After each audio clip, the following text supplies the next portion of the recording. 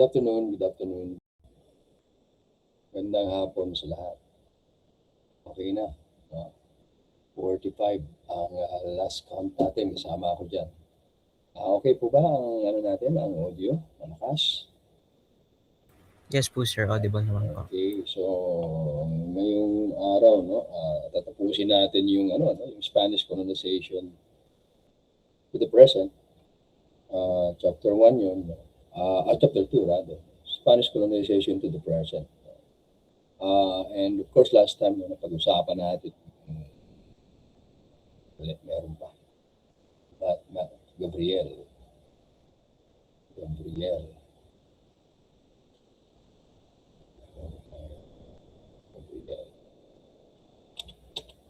Okay. Pag-usapan natin yung actually yung backgrounder ay napag-usapan na natin last time, yung lesson 1. Lesson 1. Spanish colonization to the present, wherein we discuss yung nabanggit ko sa inyo yung start ng pagdating dito ng mga European. Of course, yung 1521 by Magellan, yung kanyang expedition, successful achievement. It was later called Magellan-Elcano expedition. It proved to the world that the Earth is not actually flat, but round. Of course, meron tayong visual map last time. Nakita natin kung paano yung ginawang pagbabiyahe nila Magellan. In 1519, they started their sailing from Sanlúcar de Barrameda in Spain. Then one of the galleons was able to return to Spain, made the voyage successful. Yung Victoria, yung kanyang yung natirang barko, isa sa mga maliliit na barko, Victorious, daling maalala, diba? Although, siyempre, at the start, yung kanyang flagship ay Trinidad. Okay. And then, after that, meron pang mga sumunod na mga explorations, expeditions. Fortunately, hindi sila successful until such time na dumating na yung panahon, Miguel Lopez de Legazpi. So it was Miguel Lopez de Legazpi who actually started yung lesson 1 natin, Spanish colonization to the present. When he founded the city of Cebu, and of course, 6 years after, the city of Manila. Okay? So yung mga expedition, yung mga explorers during the age of exploration, were actually competing against each other. They were trying to outdo each other. Of course, they would like to be the first to prove to the world, to the whole world, that the Earth is round. And of course, it was Magellan-Elcano expedition that was able to do the feat. Yun yung first ever voyage around the world. And during the age of exploration, of course, meron ding dahilan kung bakit nagkaroon ng age of exploration ng mga time na. Of course, yung development in Europe during that time, and of course, mainly meron silang mga goal na they were guided by these goals. At ito yung tinatawag natin. I'm not sure kung familiar kayo dun sa 3 G's na tinatawag, 3 G. Yun yung God, Gold, and Glory. So these goals actually inspired yung mga expedition na sinagawa ng mga explorers tulad nila Magellan, Legazpi, Columbus. So palaging nandun yung 3 G na yun. Ano ba yung 3 G na yun? Of course, last time napag-usapan lang natin dyan na yung glory, Sino ba ang nakakapag-prove yung kauna-unahang makakapag-prove na bilugan. Of course, no, yung 3Gs na yan ay nagsimula yan sa God, no? Yung pangalawa, gold, no? And then yung pangatlo ay glory. No? Yun yung napag-usapan natin. So yung God, no, of course, no, there was a time na very powerful ang Catholic Church, no, Roman Catholic Church, no, in Europe, no, at malaki, no, malawak ang nasasakupan ng simbahang Katolika, no, ng mga panahon na yun. And kings, no, yung mga monarchs, no, would would ask permission, no, from the Pope, no, or would try to get the blessings, no, from the Pope, no, doon sa lahat ng mga gagawin nila, no, and every undertakings, no, ay palaging nandoon ang simbahan.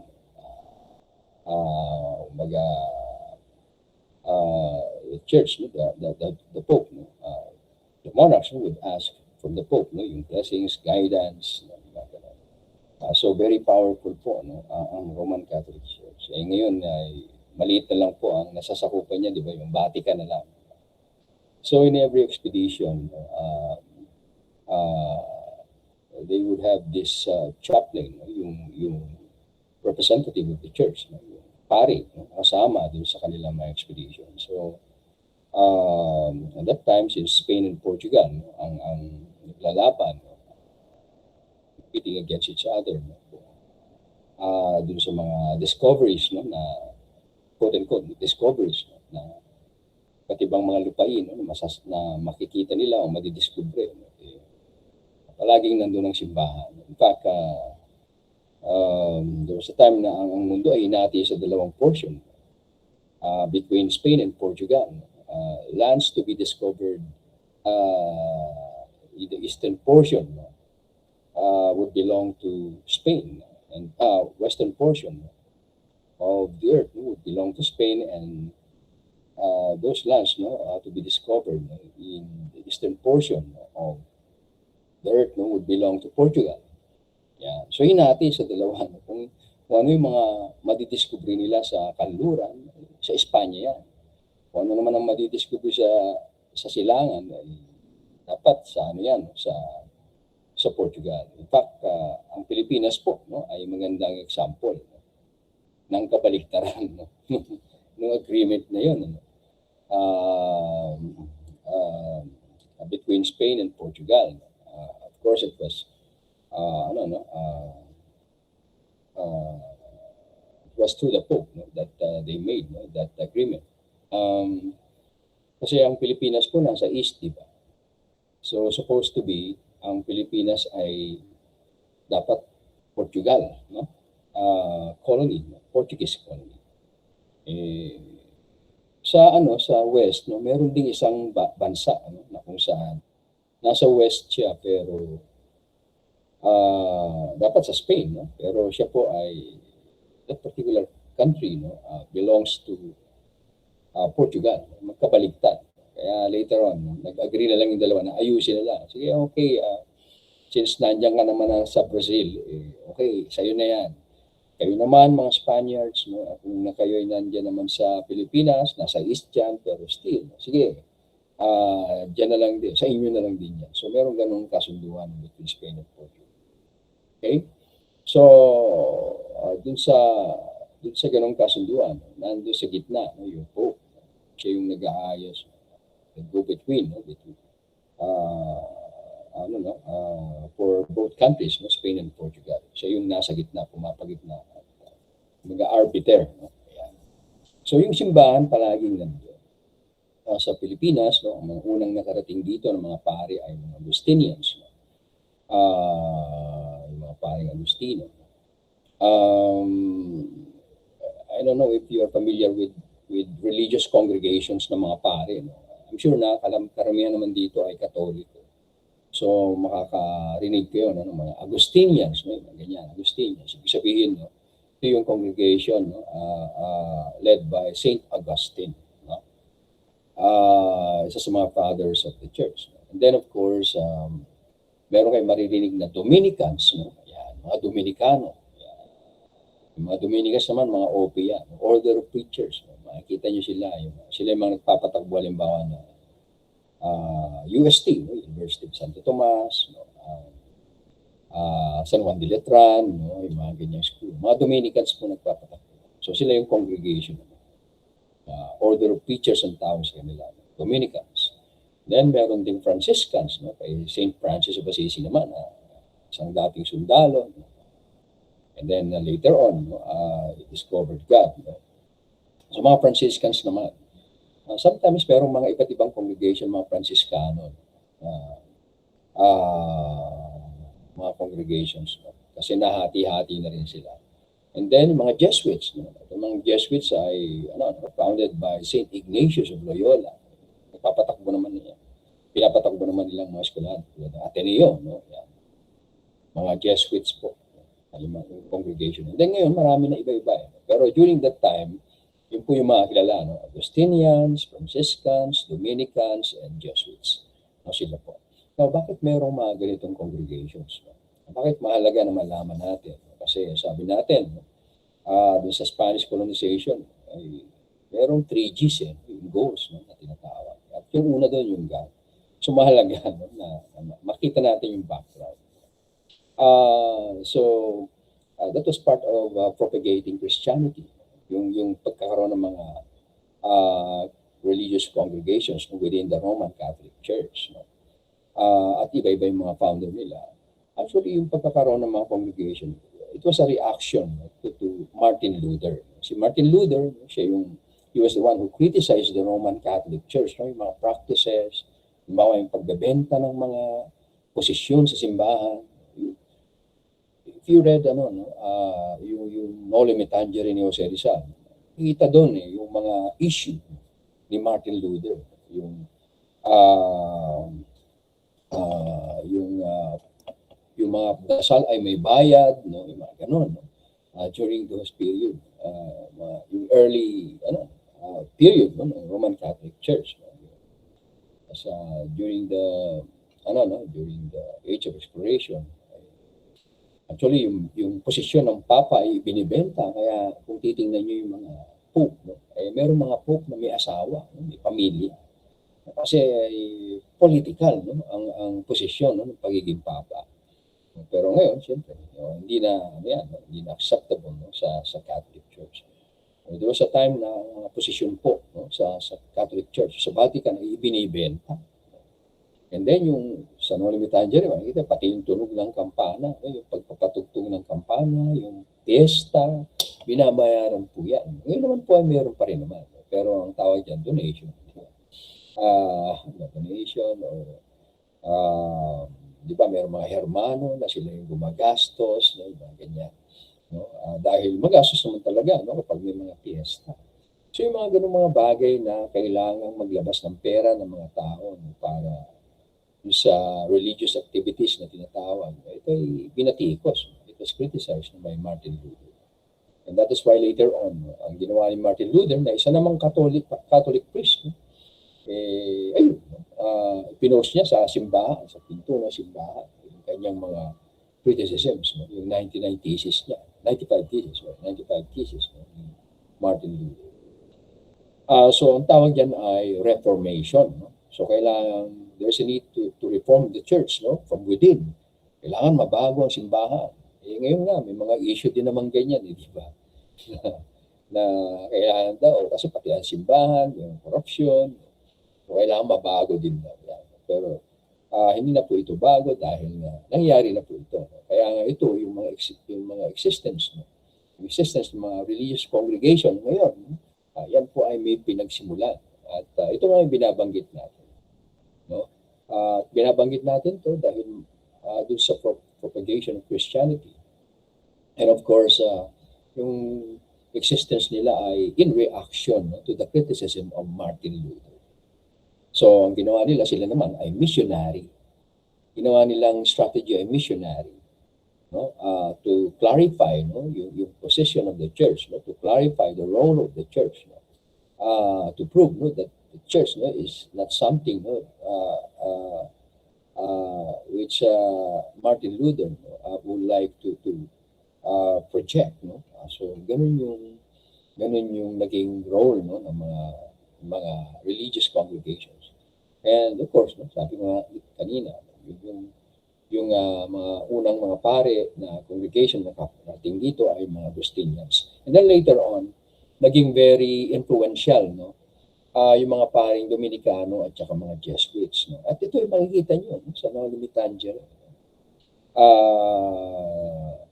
Bakit ba naisulat yung Cesarean sa Noli Me Tangere? Kasi nga, di ba, nag-aaral siya sa Ateneo, nag-aaral din siya sa UST. No? So nakita niya, no, yung similarities, differences, no, between the two congregations, no? How they deal with people, no? Yung mindsets, no, yung mga kaparian, no, sa dalawang congregations. No? So he was able to describe, put in writing, yung kanyang mga observations and descriptions, no, with regards to these two influential congregations. So yun, no, yung isa doon, no, yung introduction of Christianity, propagation of Christianity, so mahalaga yun. And for all you know, ang mga, actually, yung mga kaparian, no, na nakarating sa Pilipinas, so they were the ones who really went to the remotest areas, no, of the archipelago. They were the ones who observed, no, studied, yung mga ginagawa ng mga iba't ibang mga tao, no, yung tinatawag natin, halimbawa, indigenous people, no, sila yung mga nakarating sa malalayong lugar para pag-aralan yung mga Pilipino, yung mga sinuunang Pilipino during the early years of Spain, no, in the Philippines. In fact, kung pupunta kayo sa San Agustin Museum, no, sa museo, no, San Agustin sa Intramuros, no, makikita nyo doon, no, mga pare, even they were the ones, no, who would design these magnificent churches, no, na meron tayo, di ba? Yung mga heritage churches natin. Manila Cathedral, no, San Agustin, no, at yung iba pang mga lumang simbahan sa iba't ibang probinsya. Sila, no, yung mga nagsilbing mga arkitekto, no, engineer, matatalino, no, sila nag-aral ng iba't ibang mga flora and fauna sa Pilipinas, yung mga lingwahe. So, yung mga kaparian, ito yung mga missionary priest na tinatawag. Yung, mga Agustinians, Dominicans, Franciscans, Jesuits, and later on, yung iba pang mga religious congregations. And as I said, sa bawat mga expedition, sila po ay kasama. No? Kasi para nga sa yung kanyang purpose, no? Para ipakilala ang Diyos. Yung goal na God, no? Ayun yung kaya naman plus, no, later on makikita natin, no, yung centrality ng simbahan sa bawat bayan. Makikita niyo, no, sa mga bayan-bayan, di ba? Unang makikita niyo simbahan, di ba? Kasi nga ay mahalaga, no? Ito ay isa sa 3 goals, no, na meron, no, yung mga explorers, no, during those times. No? Ayan. So, ayun yung yun yung isang dahilan. And of course, no, yung sumunod, that gold, no? Gold. Ano ba yung gold? Pag sinabing ginto, no, yan ay resources, no? At sinabi natin, nabanggit ko sa inyo, na Pilipinas ay isa sa mga leading producers, no, ng gold. Perhaps this is the reason, no, why after the Second World War, no, or we were able to survive the Second World War, no, even though Manila was the second most devastated city, you know, in the world. No? And of course, this is also the reason, no, why other neighboring countries conducted trade with us, no, yung ginto, no. In fact, China would call Mindoro, no, mai, no. Mai, ibig sabihin yellow, which means gold. No? Sabihin, nakita sila ng maraming ginto, no, sa Mindoro, Mina de Oro. And of course, they later learned, no, na hindi lang sa Mindoro merong ginto, no, they all throughout the archipelago. No? And that was what was observed, no, by the Europeans, no, by the groups of Magellan, no, Miguel Lopez Legazpi, and the other explorers, no, yung mga ibang mga bansa, no, sa Asia, but also in Europe. Na-observe nila yun, no? Sa Pilipinas maraming ginto. Lalagay sa ipin, Merong mga kwintas, no? Merong mga earrings, no? Kahit yung mga lalaki, yung mga ankles yan, pulseras, made of gold. No? Even yung mga kanilang mga weaponries, no? Ay merong gold-plated, no? Na tinatawag. So, ibig sabihin, from the looks of it, ibig sabihin, mayaman sa ginto itong mga Pilipino na ito. Yung Pilipinas, no? During that time, hindi pa naman Pilipinas, no? Archipelago. Mga lupain, no? Dito sa Pilipinas. No? So, yun, no?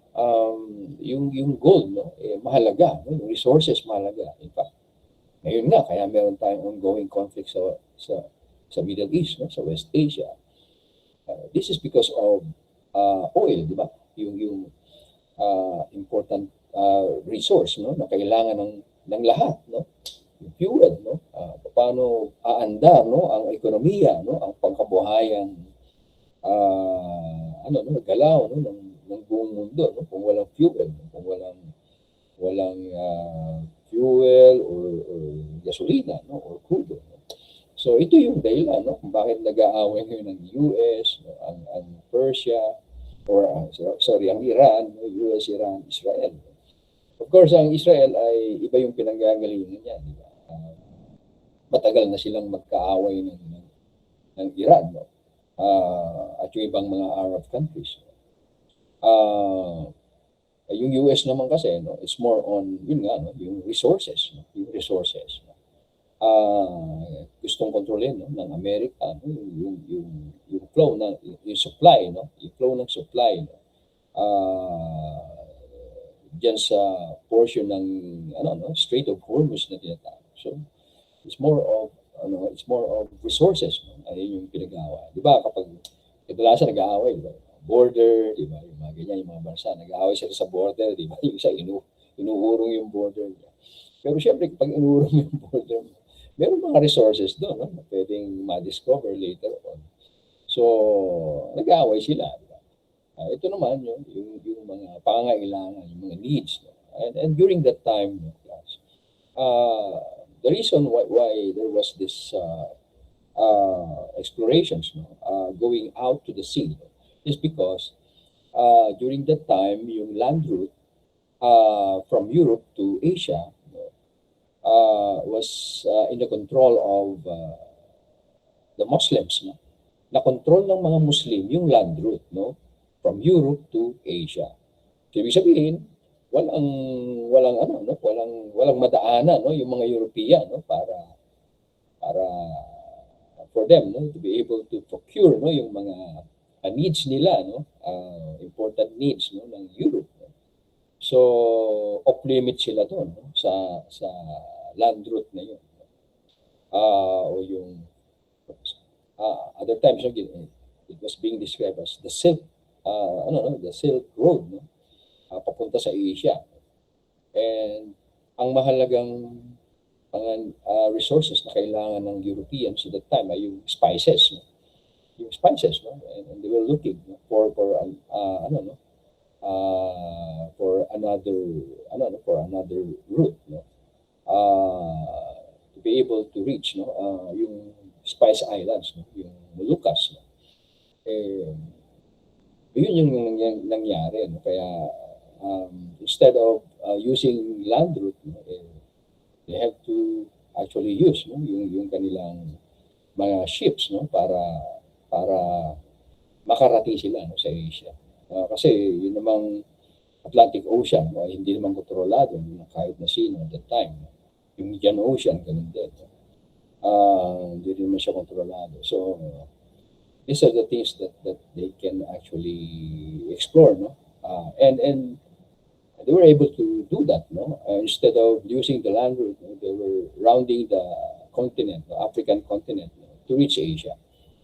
So, nakakakuha sila ng mga spices. Yung spices kasi, ang gamit ng spices ay, first, aside from ingredients, no, sa mga niluluto, ingredients, it also serves yung mga spices na yan, they also serve as preservatives.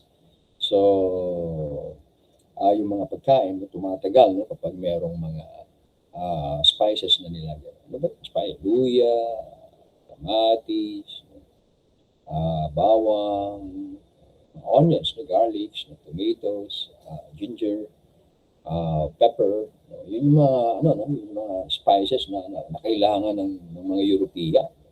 So mahalaga sa kanila yun. At they had a high price in the market during that time, mataas ang presyo. Bagay, kahit naman ngayon sa panahon natin, di ba? Minsan tumataas ang presyo ng sibuyas, bawang, kamatis, di ba? Pero di ba sa time na talagang gold, no? Ang presyo niya. No? And yun yung yun yung mga dahilan no, kung bakit yun merong mga expedition na katulad ng ginawa ni Magellan, Magellan, and of course Legazpi, no? So ayun, no? Yung resources, no? Mahalaga yung resources. Kaya meron gold. Ayun, yung resources. And then pangatlo po ay yung glory. Yun yung pinag-usapan natin last time. Okay, Magellan was able to do that. The Magellan Elcano expedition. The prestige belongs to them, di ba? Spain, the name of Spain, no? The name of the King of Spain, prestige, glory. They were able to prove, and then they were able to achieve a great feat, no? Kumbaga, parang nanalo, no? Nanalo sa laban, sa basketball, sa malaking, malaking victory, no? Para sa kanila. So mahalaga, no? Yung yung tinatawag na glory, no? At that time, dalawa lang naman yung powerful, yung mga kilalang bansa, no? Sabi ko nga kanina, the two leading countries, no? In exploration, Spain and Portugal. Okay? And of course, nabanggit ko rin sa inyo na si Magellan, di naman siya Spaniard. Siya po isang Portuguese. Okay? So, siguro tamang-tama yun, no? Dun sa binanggit natin kanina. Okay, ang Pilipinas po ay nasa silangan. Supposed to be, ang Pilipinas would belong to Portugal. Diba? Kasi nasa silangan. Tamang-tama, no? Kasi si Magellan po ay Portuguese. Diba? Pero of course, no, sabi ko nga sa inyo, yung expedition ay it was provided to Magellan, no, by the King of Spain. No? So he was given 5 ships, 5 galleons, no, more than 260 crew members of different nationalities. So it just so happened, no, that Magellan was Portuguese, and then yung discovery of the Philippines was attributed to him. Of course, sa atin, ililinaw natin yun. Bago pa man dumating si Magellan, meron ng archipelago eh. No? Sa kanila, sa point of view nila, sa POV nila, siyempre, no? They say no, na it was Magellan who discovered the Philippines. No? Pero matagal na may Pilipinas bago pa dumating ang mga European. Okay? So, yun yung 3 Gs, no, na sinusunod natin, no, dun sa mga nangyaring, sa voyage around the world, no, Spanish colonization to the present. And of course, kung may Spanish colonization to the present, siyempre meron yung pinagsimulan. And then of course, during the time of Miguel Lopez Legazpi, it started. No? During the time of Miguel Lopez Legazpi, yun talagang start. 1565. No? And then until 1898. No? So yun. No? Kaya matagal. No? 333 years tayo nasa ilalim ng Espanya. No? Natigil yun. No? Nung tayo naman ay naging colony, no? Ng Amerika naman. Di ba? So yun yung nangyari sa atin. So ayun. No? Yung mga yung mga goals, no? God, gold, glory. And then after that, no, yung since nandito yung mga Espanyol, no, yung mga European, of course they try to observe, no, what the people are doing. No? Katulad nga ng binanggit ko sa inyo kanina, yung mga sinaunang pare, no, mga kasama, no, sa iba't iba pang mga later expeditions, no. They actually immerse themselves, no, in the lives, no, of the early Filipinos. No. That's that's the thing, no, that they will have to do, no, for them to be able to write something, no, record everything about yung customs of the Tagalogs, di ba? Kasi yung lesson mo natin, di ba? Spanish colonization to the present, customs, the first voyage around the world, customs of the Tagalog. So, hindi man nila maisusulat ng basta-basta, no? Yung kanilang observation kung isang araw lang sila. So, sila po ay matagal na nanirahan, no? Kasama yung mga sinaunang mga Pilipino, no? Sa iba't ibang panig ng Pilipinas, no? Mga panahon. Sabi mo nga, mga pare, no? Karamihan sa kanila mga pare. And then, sa IMU, makikita nyo naman doon eh. Isa doon ay si Juan de Plasencia, no? So, aside from Antonio Pigafetta, una, and then later on, sila Juan de Plasencia, yung pang mga Kastilang historians, no? Yung mga pare, no? Nagsulat, sila yung, no? Sa kanila nang galing, no? Yung mga records na nandyan sa instructional material ninyo. Okay?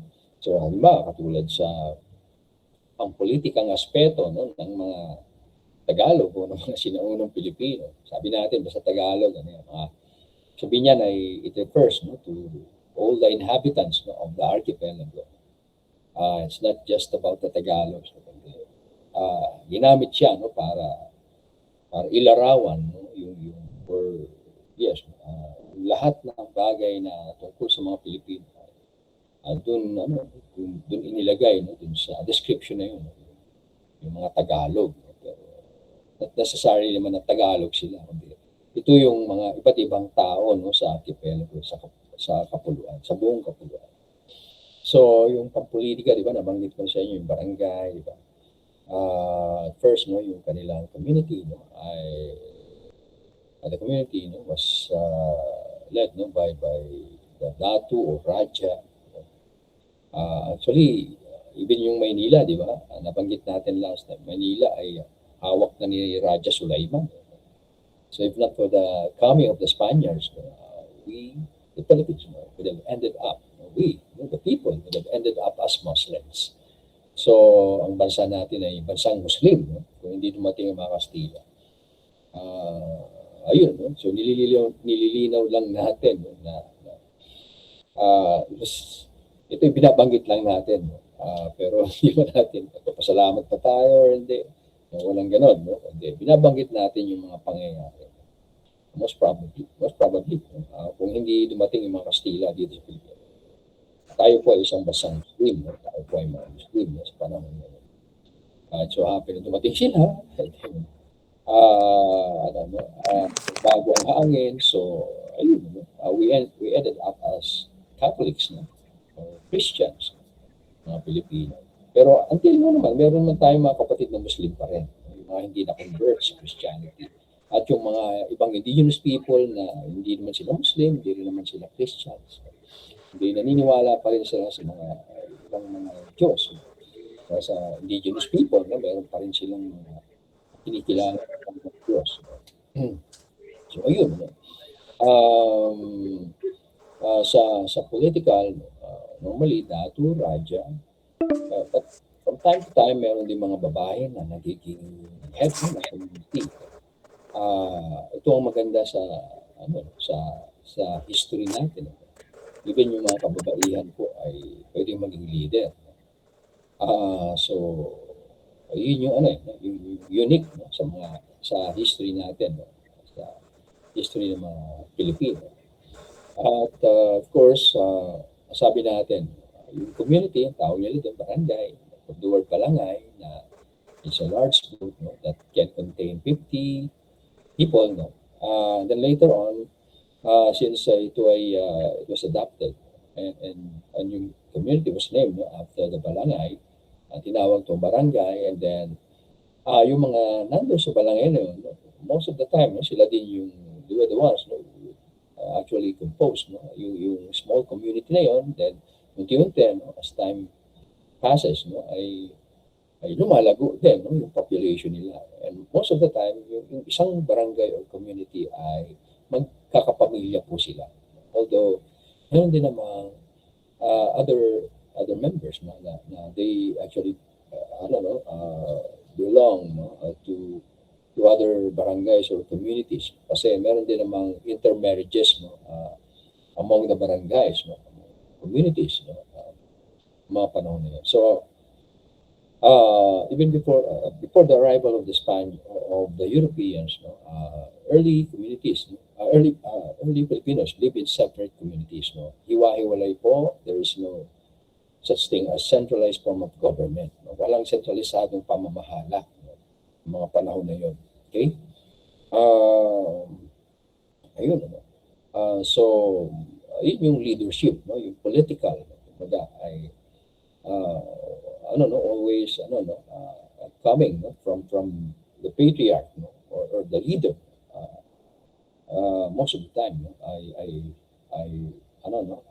yung leadership it comes down, no, from the patriarch. Although as I said, yung mga matriarch naman nila ay kinagalang din. Ayun, pamumuno. Then this is the reason why up to now, no, di ba, makikita natin, no, yung mga community sa kapag pumunta po tayo sa probinsya, halimbawa, o sa rural areas, o kahit na yung mga probinsya ninyo, di ba, mapapansin nyo, di ba, sa isang community, no, sa isang lugar, halos magkakamag-anak yung mga tao doon. So, halos pareho, no, experience ng mga ating unang mga Pilipino, mga ninuno, magkakamag-anak, normally, sa isang lugar, no, sa isang maliit na community. At makikita pa rin natin yan ngayon, no, kahit na sa panahon na natin, no, modern period na tayo, ganun pa rin, no?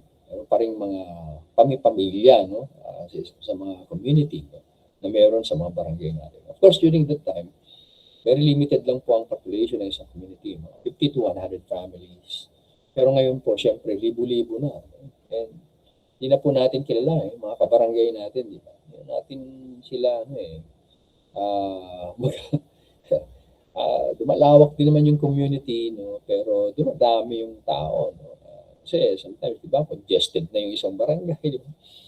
Hindi mo na rin kilala, no? Yung kabarangay mo.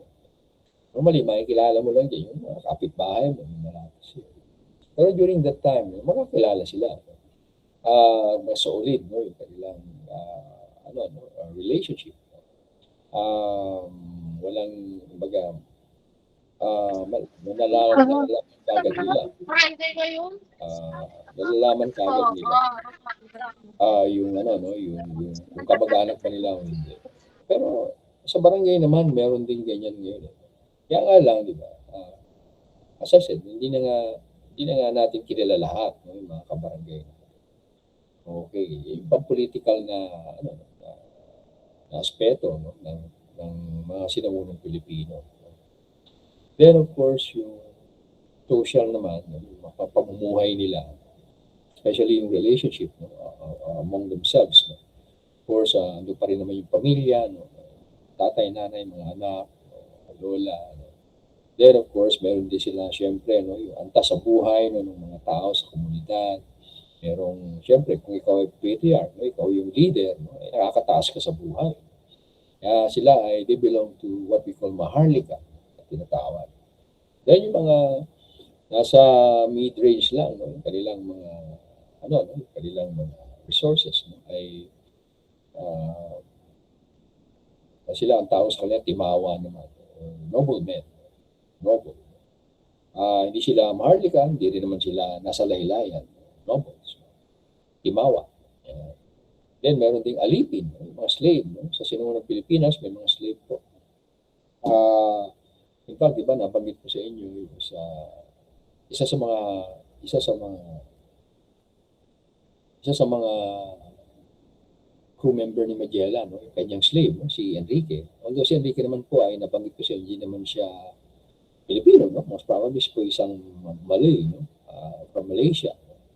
Kaya lang, ang punto lang natin dito, sa Pilipinas, merong slavery, no? Sa ibang panig ng Southeast Asia, meron din po, no? Katulad sa Malaysia.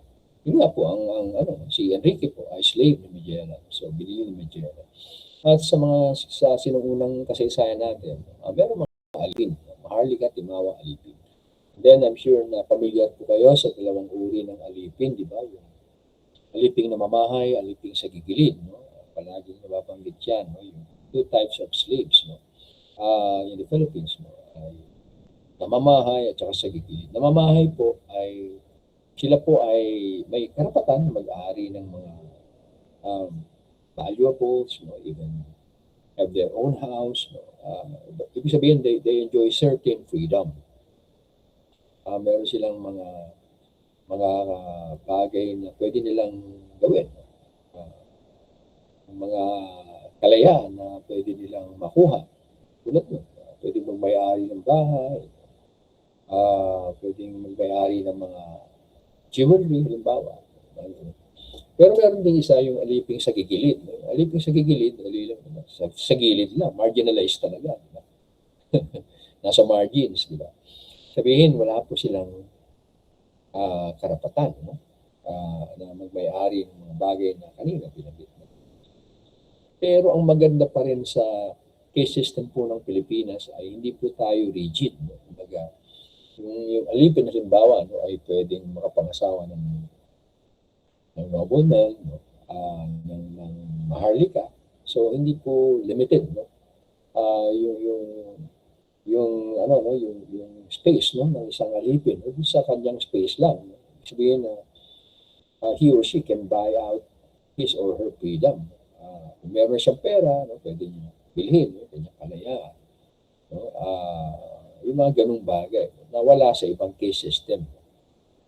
Sa India, di ba?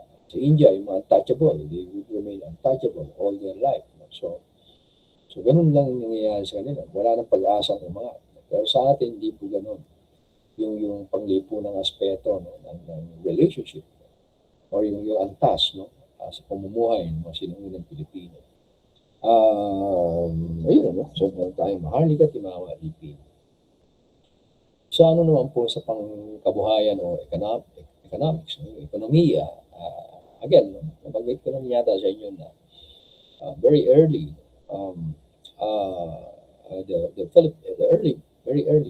the Philippines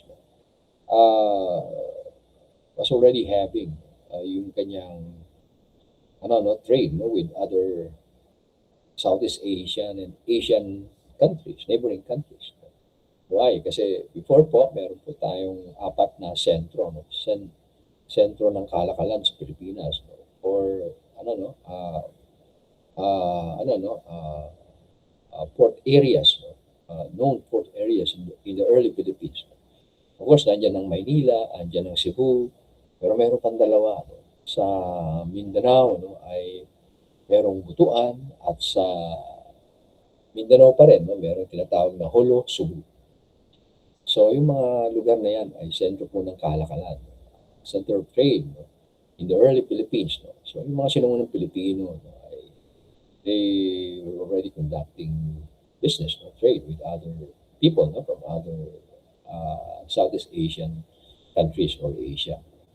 Even sa China, no, matagal na po ang relationship natin sa China. No? Matagal na tayo nakikipagkalakalan sa China. In fact, merong isang libro, no, sa China, yung pangalan niya, Chao Jokwa. Sinasabi doon kung gaano ka-honest ang mga sinuunang Pilipino. Magdadala sila ng product dito sa Pilipinas for 6 months, no? Nandito lang yung mga produkto, and then after 6 months, babalik sila. And then yung eksaktong kita ng mga produkto nila ay ibinabalik, no, ng mga sinaunang Pilipino. Yeah. So, nandun yun, no, sa annals, no, ng mga Chinese, no? Naka-record siya, no, yung ugali ng mga Pilipino na honest. Ngayon kaya, pwede pa ba yun? Baka wala na yung honest, ano ha? Pero marami pa rin naman Pilipino na honest. Pagdating sa pera, ano? Sabi niya kanina yung sa Petron, boss ng Petron. We will not take advantage, no, ng pricing, no, ng fuel, no, gasolina o ng crude, sabi ni Mr. Ang. Yan. Honest, di ba? Yan. Pero si Mr. Ang ay Chinese din, Makanga. So, pero no, binabanggit doon sa records ng mga Chinese, no, ay yung mga Pilipino, yung mga native, no, dito sa Pilipinas, no, yung mga native, yung mga sinaunang tao, no, yung Pilipino, honest, magaling sa business. Sabihin, may isang salita. So, yun po yung ano, no? Yun po yung description, no, sa mga sinaunang Pilipino, mga Chinese nag-describe. Eh ngayon, parang ano may nabasa ko kanina, dapat daw sincere tayo, no? Kapag nakipag-usap tayo sa kanila. So, ano yun, nabago na, di ba? Hindi na tayo sincere, hindi na tayo honest. Nabasa ko lang kanina. Dapat daw, kung magkakaroon ng talks between China and the Philippines, sincere dapat ang mga Pilipino. So, tayo pa sinabihan ng gano'n. Pero dati naman, sa records nila, nakalagay ito. Honest ang mga sinuunang Pilipino. Okay, sinuunang Pilipino yun. Paano ngayon? Totoo ba yung kanilang worry, no, na pag hindi na tayo honest, ha? Yan. So ayun, ano, yung ano, no, sa pangkabuhayan. Of course, no, during that time naman po, no, bago dumating ang mga Kastila, walang ano no, yung mode of exchange natin. Kaya ginagawa lang yung trading by barter. No? Walang involved na pera. Ngayon, syempre, kailangan pera o kaya card. Pero before, barter lang palitan lang. Kung ano yung product na kailangan ng isang barangay, pinapalit niya sa product ng isang barangay na kailangan. So, they just try to, kumbaga, gauge, no? Kung okay na ba yan or hindi. Pag kulang, dagdagan mo ng isang saging pa. Okay. Para okay na tayo. Isang saging pa. Yan. So, palitan lang. Walang involved na pera. That's how they conduct business. No? Before the arrivals of the Spaniards. Nai-record yun ng mga historians, mga Spanish historians. Ayun. Of course, yung gold, no? We would also trade in gold, no? Yung mga sinaunang Pilipino. Ginagamit talagang pamalit, no? Barter system. Then later on, naging bahagi po ang Pilipinas ng malaking kalakalan, no? sa Pacific Ocean. Ito po yung tinatawag nating galleon trade, no? O Manila, Acapulco trade. No? Okay, matatapos na po tayo. So, i-cut ko muna, and then patalan ko kayo uli ng link.